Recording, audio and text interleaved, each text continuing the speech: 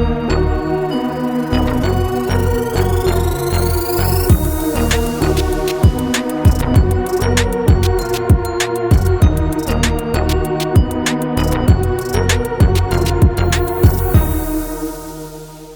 what's up, everybody? Welcome back to Voices from the Mausoleum, and welcome to another episode of 5 Influential Horror. Today, I am joined by horror author Brian Bowyer, who I own a bit of a stack of books from.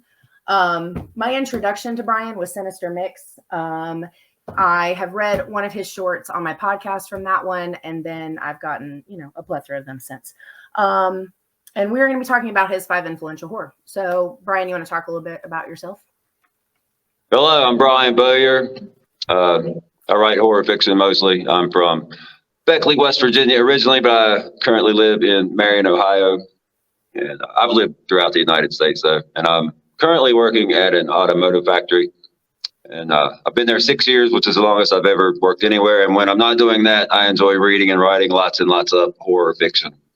That's right. Yeah. And you write a lot. Like, I don't know how you get so much out. I feel like by the time I get one, you're releasing another. And it's just like this. I don't know how you do that. It's impressive. Okay. Just writing every day.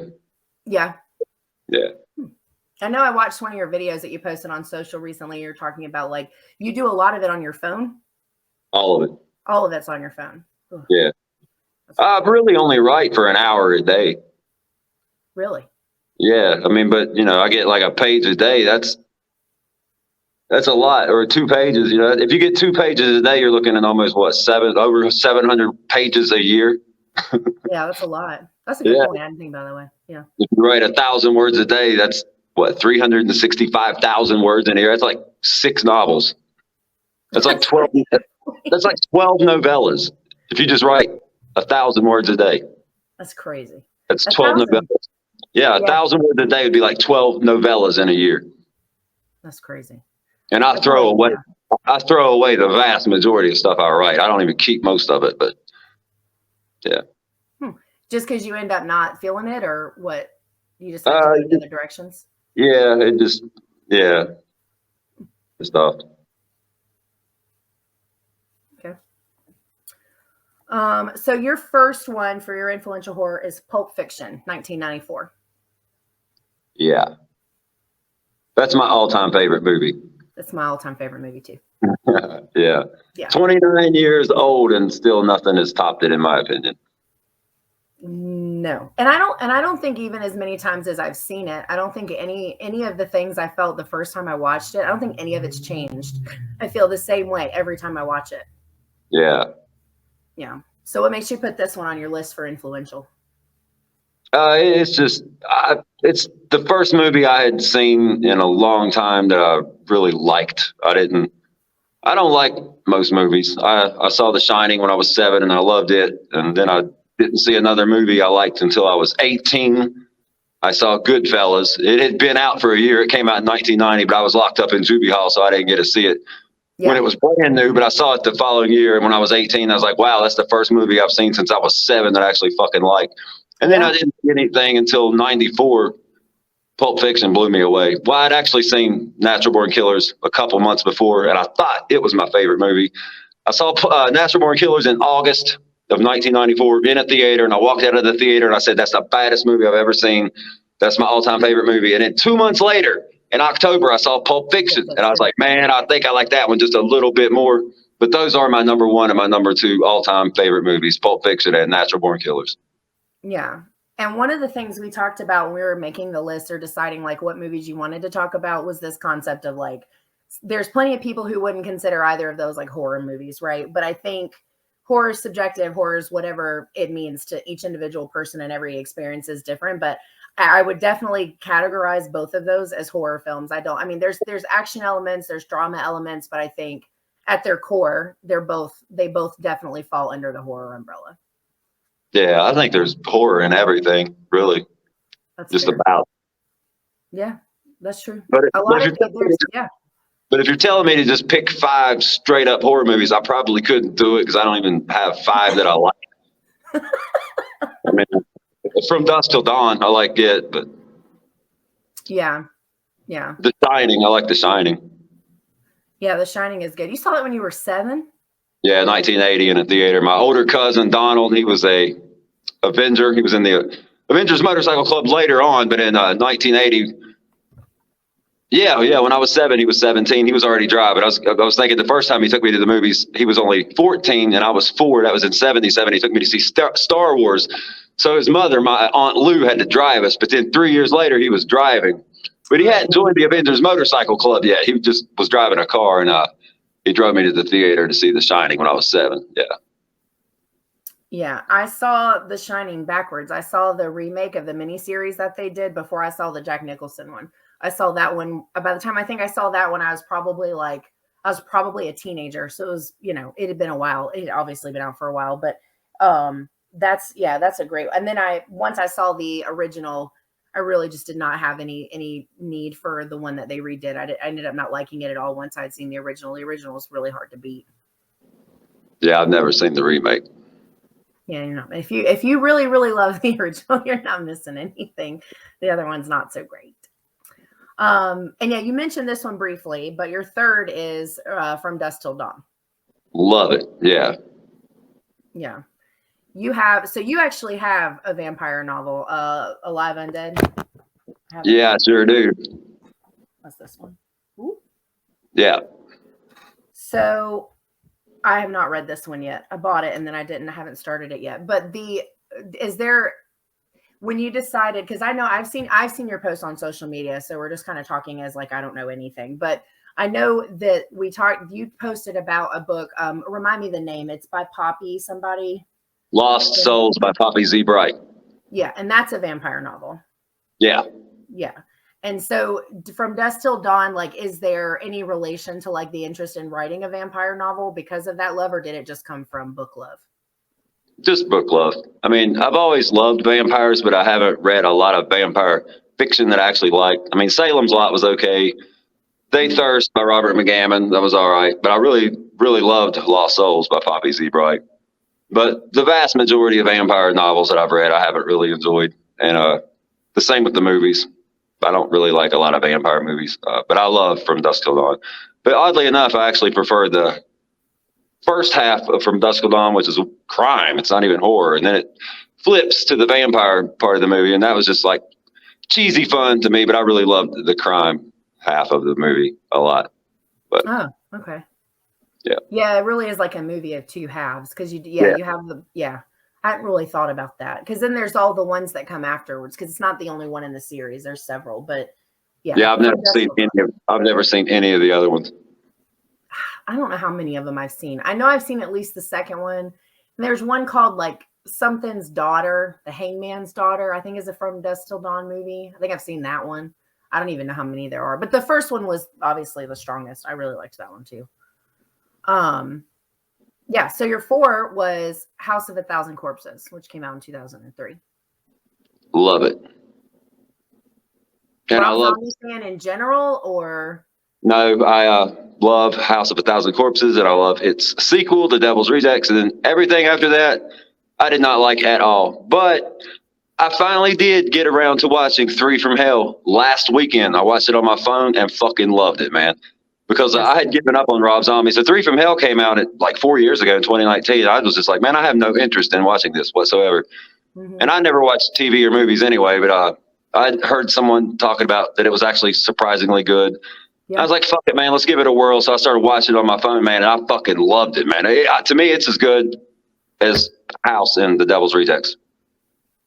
And it's got a lot of bad reviews, but I say do not pay any attention to those reviews. If you like House of a Thousand Corpses and The Devil's Rejects, you will love 3 from Hell. But if you don't, you won't. But yeah, I feel like I've heard that though. I've heard people say that for the same thing as talking about as far as Rob Zombie movies that like that's one that I guess it's divided because I've heard a lot of negative things too, but it does seem to be that people who really appreciated the other 2 really did like that one. I don't see as much hate as I do for like his Halloweens, that's like completely different. But yeah, 3 from Hell I saw pretty recent myself, maybe in the last like year or so. I saw it. I'm not super into Rob Zombie. I don't, music wise, director wise, like I'm just not super into him. I hated his Halloween movies.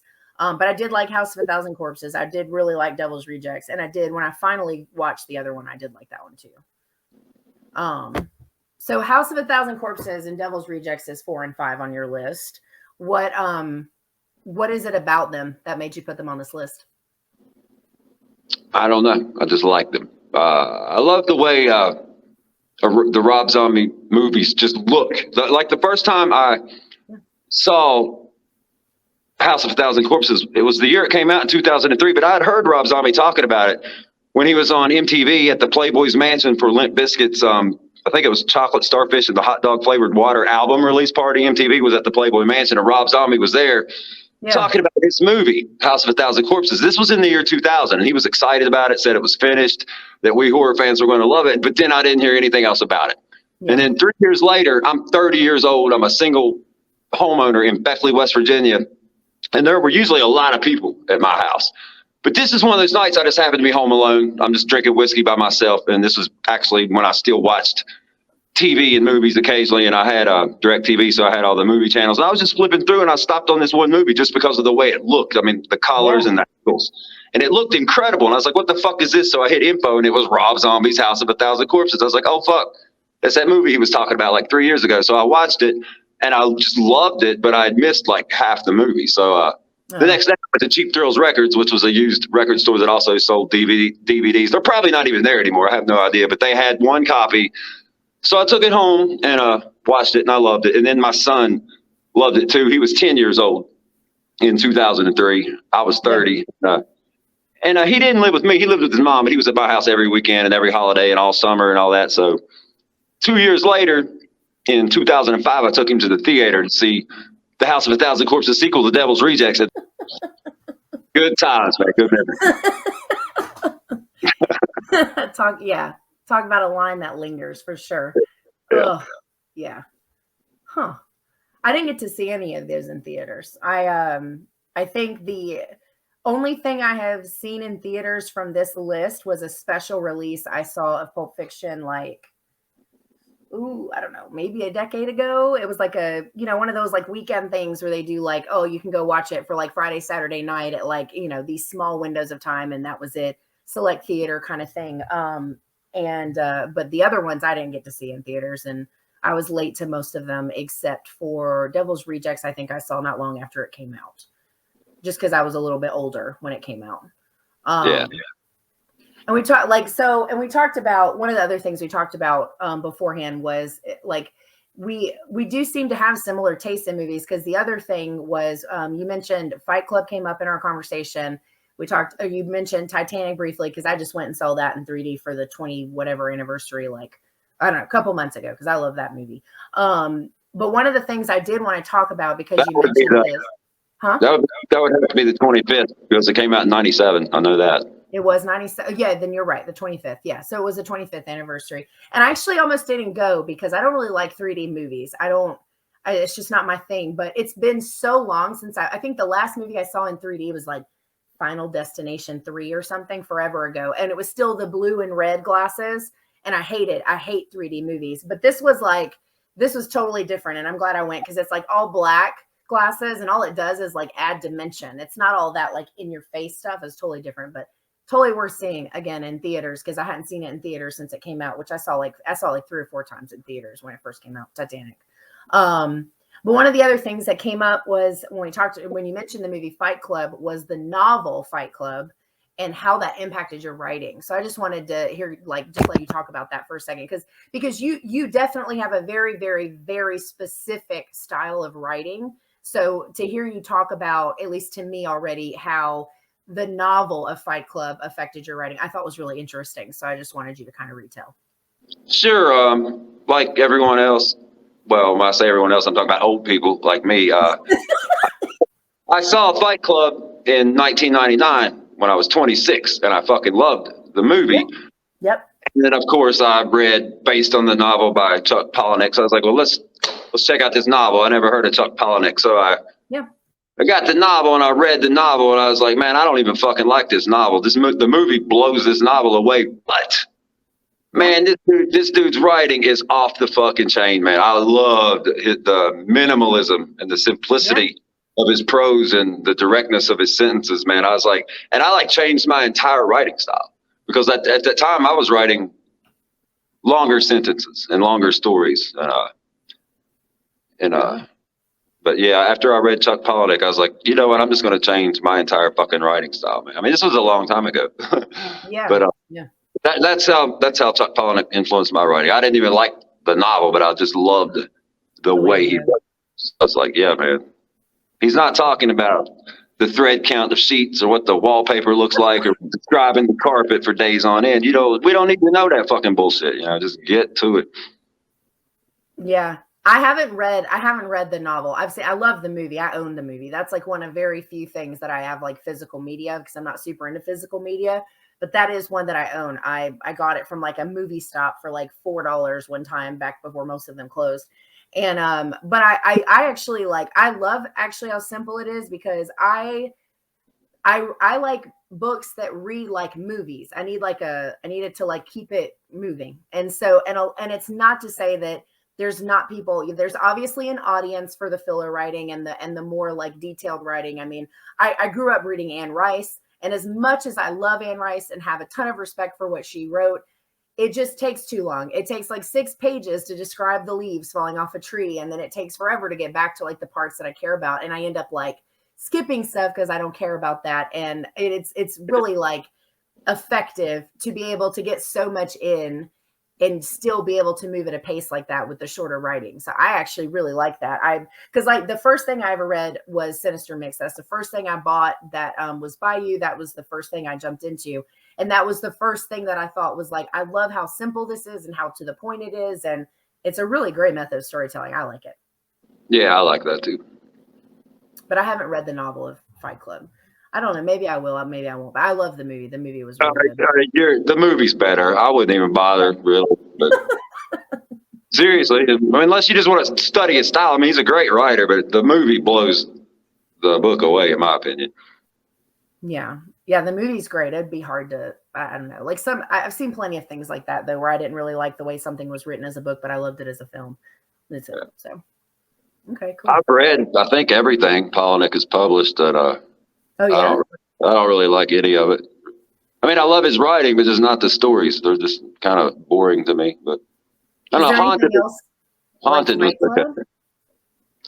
anything like Fight Club. Well, I mean, Chuck Palahniuk he's got the same style in all of his books, but no, I mean the stories are different. But I don't know. They're just not my cup of tea. But like I said, he does have one novel that's like a bunch of stories by a bunch of characters that meet at this mansion and like tell each other stories. It's called Haunted. It's pretty good, and some of the stories in it are good. There's the infamous Guts that's in there, and a couple others, but Yeah.